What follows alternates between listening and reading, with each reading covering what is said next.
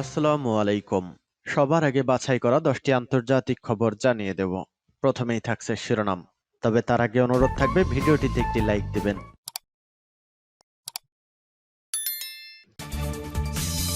পুরোদমে ইসরায়েল ফিলিস্তিন যুদ্ধ চলছে, জানিয়ে দেব আমাদের হাতে থাকা সর্বশেষ গুরুত্বপূর্ণ আপডেট। আন্তর্জাতিক সংবাদ, ইয়েমেন থেকে ইসরায়েলের পর্যটন শহরে হামলা।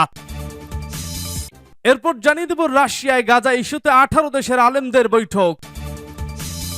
আরো জানিয়ে দেব উত্তেজনার মধ্যেই কাতারের সঙ্গে আলোচনায় ইসরায়েল। এদিকে গাজায় ইসরায়েলি হামলা, নিহত 14। সর্বশেষ জানিয়ে দিব স্বতন্ত্র প্রার্থী হিসেবে নির্বাচনে লড়বেন পুতিন। শুনছিলেন সংবাদ শিরোনাম, এখন বিস্তারিত। তবে তার আগে অনুরোধ থাকবে ভিডিওটিতে একটি লাইক এবং কমেন্টস করে জানিয়ে দিন আজকের এই ভিডিও সম্পর্কে আপনার মূল্যবান মতামত। আর অবশ্যই এই ভিডিওটি আপনার ফেসবুকে শেয়ার দিয়ে ছড়িয়ে দিন। আর জানিয়ে দিন আপনি কোন জেলা থেকে বা কোথা থেকে আমাদের সংবাদ শুনছেন এবং দেখছেন।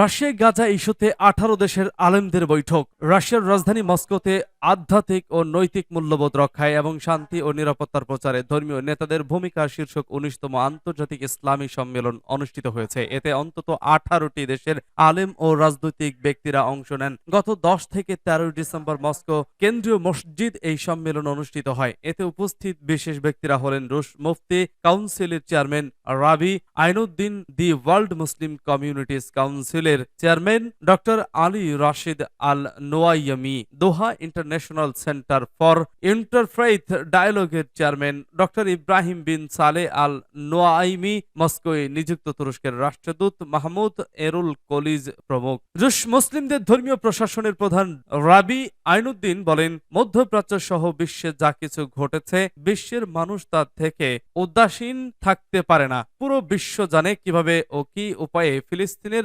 ঐতিহাসিক ভূমিতে সংঘাত শুরু হয়েছিল। গত 76 বছর ধরে চলমান এই সমস্যায় লক্ষাধিক মানুষের প্রাণহানি ঘটছে। বর্তমান গাজা উপত্যকায় হাজার হাজার শিশু, নারী ও বয়স্ক মানুষ মারা যাচ্ছে। সেখানকার হাসপাতাল, শিক্ষা প্রতিষ্ঠান, মসজিদ ও গির্জাগুলো ধ্বংস করা হচ্ছে। তিনি বলেন, এমন সহিংসতা চলতে থাকলে নতুন করে সংঘাতের উত্থান ঘটবে। মধ্যপ্রাচ্যের সমস্যা শুরু থেকে বিশ্বের সবচেয়ে জটিল সমস্যাগুলোর মধ্যে একটি ছিল এবং রয়ে গেছে। পবিত্র এই ভূমির ন্যায়সঙ্গত ব্যাপক শান্তি ছাড়া এই অঞ্চলে কোনো নিরাপত্তা নিশ্চিত করা যাবে না।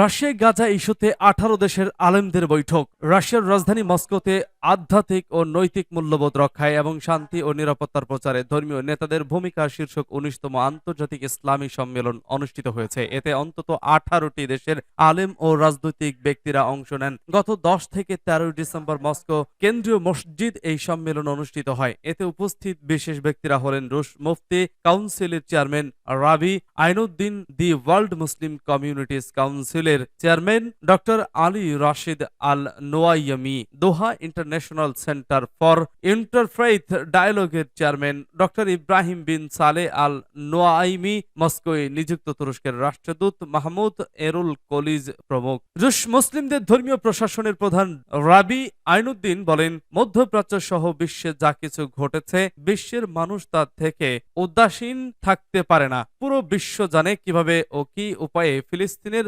ঐতিহাসিক ভূমিতে সংঘাত শুরু হয়েছিল। গত 76 বছর ধরে চলমান এই সমস্যায় লক্ষাধিক মানুষের প্রাণহানি ঘটছে। বর্তমান গাজা উপত্যকায় হাজার হাজার শিশু, নারী ও বয়স্ক মানুষ মারা যাচ্ছে। সেখানকার হাসপাতাল, শিক্ষা প্রতিষ্ঠান, মসজিদ ও গির্জাগুলো ধ্বংস করা হচ্ছে। তিনি বলেন, এমন সহিংসতা চলতে থাকলে নতুন করে সংঘাতের উত্থান ঘটবে। মধ্যপ্রাচ্যের সমস্যা শুরু থেকে বিশ্বের সবচেয়ে জটিল সমস্যাগুলোর মধ্যে একটি ছিল এবং রয়ে গেছে। পবিত্র এই ভূমির ন্যায়সঙ্গত ব্যাপক শান্তি ছাড়া এই অঞ্চলে কোনো নিরাপত্তা নিশ্চিত করা যাবে না।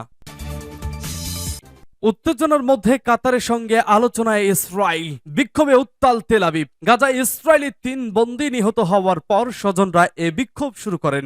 এমন অবস্থার মধ্যে আবারও কাতারের সঙ্গে আলোচনায় বসেছে ইসরায়েল। শনিবার ওয়াল স্ট্রিট জার্নালের বরাতে এ খবর জানিয়েছে টাইমস অব ইসরায়েল। সংশ্লিষ্ট সূত্রের বরাত দিয়ে ওয়াল স্ট্রিট জার্নালের প্রতিবেদনে বলা হয়েছে, ইসরায়েলি গোয়েন্দা সংস্থা মোসাদের প্রধান ডেভিড বার্নিয়া কাতারের প্রধানমন্ত্রী মোহাম্মদ বিন আব্দুল রহমান আল থানি আলোচনায় বসেছেন। শনিবার নরওয়ের রাজধানী অসলোতে তারা বৈঠকে মিলিত হন। গাজায় বন্দীদের মুক্তির বিষয়ে বৈঠকে আলোচনা হয়েছে। দুটি সূত্রের বরাতে প্রতিবেদনে বলা হয়েছে, ইসরায়েলের এ আলোচনা নতুন করে চুক্তি শুরু করার একটি প্রক্রিয়া শুরু। তবে নতুন করে চুক্তির বিষয়টি আরো কঠিন, দীর্ঘ এবং জটিল হবে। মোসাদের সাথে কাতারের প্রধানমন্ত্রীর এ বৈঠকের বিষয়ে মার্কিন গোয়েন্দা সংস্থা সিআইএ প্রধান বিল বার্নস ও মিশরের গোয়েন্দা বিষয়ক মন্ত্রী জেনারেল আব্বাস কামেলকেও জানানো হয়েছে। এছাড়া মোসাদ প্রধান মিশরের কর্মকর্তাদের সাথে আলোচনায় চেষ্টা চালিয়ে যাচ্ছেন। এর আগে শনিবার আল জাজিরা জানায়, ফিলিস্তিনের অবরুদ্ধ গাজা উপত্যকায় ইসরায়েলি সেনাদের গুলিতে হামাসের হাতে বন্দী 3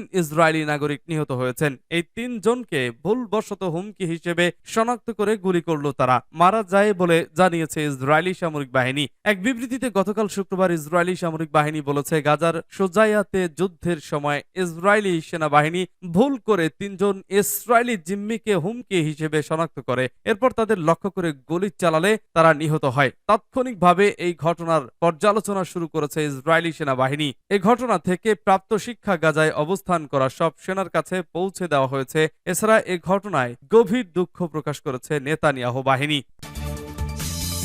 গাজায় ইসরায়েলি হামলা, নিহত 14। গাজার দুটি বাড়িতে হামলা করেছে ইসরায়েল। এ হামলায় অন্তত 14 ফিলিস্তিনের প্রাণ গেছে, আহত হয়েছেন আরো বেশ কয়েকজন। গত 7 অক্টোবর গাজায় বর্বর হামলা শুরু করে ইসরায়েলি বাহিনী। এ হামলা এখনো চলছে। এতে এ পর্যন্ত 18,787 ফিলিস্তিনির প্রাণ গেছে, আহত হয়েছে 50,000 বেশি ফিলিস্তিন। এদিকে আল জাজিরার এক সাংবাদিক জানিয়েছে, গাজার কামাল আদওয়ান হাসপাতালের বাইরে আশ্রয় নেওয়া ফিলিস্তিনের তাঁবু গুড়িয়ে দিয়েছে ইসরায়েলি সেনারা। এদিকে ইসরায়েলের ও হামাসের চলমান সংঘাতে দায়িত্বশীল ভূমিকা পালন করেছে ইসরায়েল। দেশটির পররাষ্ট্র মন্ত্রণালয়ের এক বিবৃতিতে জানিয়েছে, গাজার একটি নতুন যুদ্ধবিরতিতে পৌঁছানোর জন্য কূটনৈতিক প্রচেষ্টা অব্যাহত রয়েছে। ফিলিস্তিনের পশ্চিম তীরে গ্রেফতার অভিযান চালিয়ে যাচ্ছে ইসরায়েল। প্যালেস্টিনিয়ান প্রিজনার্স সোসাইটি জানিয়েছে, শনিবার ইসরায়েলি বাহিনী পশ্চিম তীর থেকে 16 কিলোমিটার পর্যন্ত আটক করেছে। এদিকে আল জাজিরার এক সাংবাদিক জানিয়েছেন, গাজার কামাল আদওয়ান হাসপাতালের বাইরে আশ্রয় নেওয়া ফিলিস্তিনের তাঁবু গুড়িয়ে দিয়েছে ইসরায়েলি সেনারা। এদিকে ইসরায়েল ও হামাসের চলমান সংঘাতে দায়িত্বশীল ভূমিকা পালন করেছে ইসরায়েল। দেশটির পররাষ্ট্র মন্ত্রণালয় এক বিবৃতিতে জানিয়েছে, গাজায় একটি নতুন যুদ্ধবিরতিতে পৌঁছানোর জন্য কূটনৈতিক সম্পর্ক প্রচেষ্টা অব্যাহত রয়েছে। ফিলিস্তিনের পশ্চিম তীরে গ্রেপ্তার অভিযান চালিয়ে যাচ্ছে ইসরায়েল। প্যালেস্টিনিয়ান প্রিজনার্স সোসাইটি জানিয়েছে, শনিবার ইসরায়েলি বাহিনী 4,520 ফিলিস্তিনি নিহত হয়েছেন। স্বতন্ত্র প্রার্থী হিসেবে নির্বাচনে লড়বেন পুতিন। দলীয় টিকিটে নয়, বরং ব্যাপক সমর্থন নিয়ে আবারও প্রেসিডেন্ট নির্বাচনে স্বতন্ত্র প্রার্থী হিসেবে প্রতিদ্বন্দ্বিতা করবেন রাশিয়ার প্রেসিডেন্ট ভ্লাদিমির পুতিন। শনিবার ক্রেমলিনপন্থী 2 আইন প্রণেতার বরাত দিয়ে দেশটির সরকার সংবাদ সংস্থা আরআই এর এক প্রতিবেদনে বদলে 2 দশকেরও বেশি সময় ধরে রাশিয়ার প্রেসিডেন্ট কিংবা প্রধানমন্ত্রী হিসেবে ক্ষমতায় ভ্লাদিমির পুতিন। আগামী বছরের মার্চে অনুষ্ঠেয় নির্বাচনে আরো 6 বছরের মেয়াদের জন্য তিনি স্থায়ী জয়ী হতে পারেন বলে প্রত্যাশা করা হচ্ছে। রাশিয়ার ক্ষমতাসীন রাজনৈতিক দল ইউনাইটেড রাশিয়ার জ্যেষ্ঠ কর্মকর্তা আন্দ্রেই তুরচাক আইআরএস কে প্রতিদ্বন্দ্বিতা করবেন না। এবারের নির্বাচনে তিনি স্বতন্ত্র প্রার্থী হিসেবে প্রতিদ্বন্দ্বিতা করবেন। দেশটির আরেক রাজনৈতিক দল জাস্ট রাশিয়া পার্টির জ্যেষ্ঠ রাজনীতিক সের্গেই মিরোনোভও পুতিনকে সমর্থন করেন। তিনি আরআই কে বলেন, পুতিন স্বতন্ত্র প্রার্থী হিসেবে প্রতিদ্বন্দ্বিতা করবেন এবং তার সামনে স্বাক্ষর সংগ্রহ করা হবে। 71 বছর বয়সী পুতিনের জন্য রাশিয়ার প্রেসিডেন্ট ভ্লাদিমির পুতিন অনুষ্ঠিত হওয়ায় মাত্র রাষ্ট্রযন্ত্র, রাষ্ট্রদূত, গণমাধ্যমের নিরঙ্কুশ সমর্থন এবং